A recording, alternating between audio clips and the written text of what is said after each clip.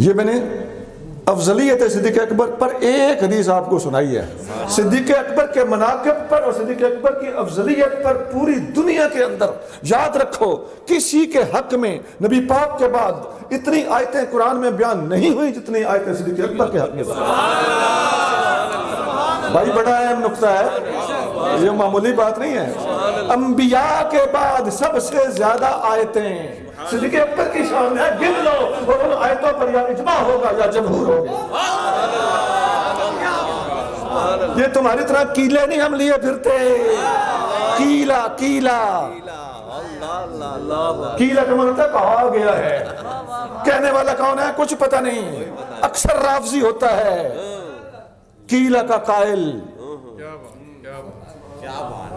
دوبارہ سن.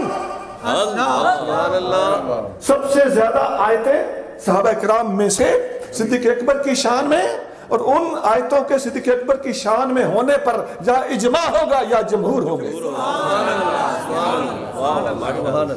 بات وہ جو ضمیر سے نکلے. سبحان اللہ. اور حضرت مخدوم محمد ہاشم ٹھٹوی رحمۃ اللہ علیہ نے الطریقۃ الاحمدیہ صدیق اکبر کی افضلیت نہیں بلکہ افضلیت کی قطعیت پر کتاب لکھی. اس کتاب کے اندر لکھتے ہیں کہ 800 سے زیادہ حدیثیں حضور کی صدیق اکبر کی شان میں آئی. اور اسی کتاب میں مخدوم صاحب رحمۃ اللہ علیہ لکھتے ہیں کہ 500 سے زیادہ فرمان اس موضوع پر علی المرتضیٰ کے موجود ہیں. حضرت شیخ عبدالحق محدث دہلوی لکھتے ہیں کہ صدیق اکبر کی افضلیت تو دور کی بات ہے، افضلیت کا قطعی ہونا ثابت کرنا ہو تو صرف حضرت علی المرتضیٰ کے فرمان کافی ہیں. کہاں لکھا ہے؟ شیخ محقق نے لکھا ہے. کس کتاب میں لکھا ہے؟ تقبیل الایمان میں لکھا ہے. کون سا صفحہ ہے؟ صفحہ نمبر 64 پہ لکھا ہے، کتاب فارسی میں.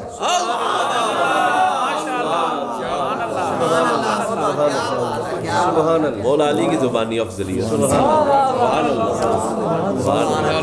مرتضیٰ کریم کی زبان مبارک سے اتنی کثرت سے اس موضوع پر دلائل اور ارشادات وارد ہیں کہ صدیق اکبر کی افضلیت ہی نہیں بلکہ اس افضلیت کا قطعی ہونا ثابت کرنا ہو تو مولا مرتضیٰ کے ارشادات عالیہ کافی ہیں. یہ پاک و ہند کا سب سے پہلا محدث کہہ رہا ہے. پھول کی پتی سے کٹ سکتا ہے ہیرے کا جگر، مرد ناداں پہ کلام نرم و نازک بے اثر. مرتضیٰ کریم رضی اللہ تعالیٰ عنہ کے ارشادات عالیہ اتنے زیادہ ہیں. اس پر حضور غوث پاک نے کیا لکھا؟ حضور غوث پاک غنیت الطالبین میں لکھتے ہیں کہ افضلیت صدیق و عمر پر سب سے زیادہ ارشادات دینے والے اور اس کے منکر کے خلاف سب سے زیادہ سختی کرنے والے علی المرتضیٰ ہیں.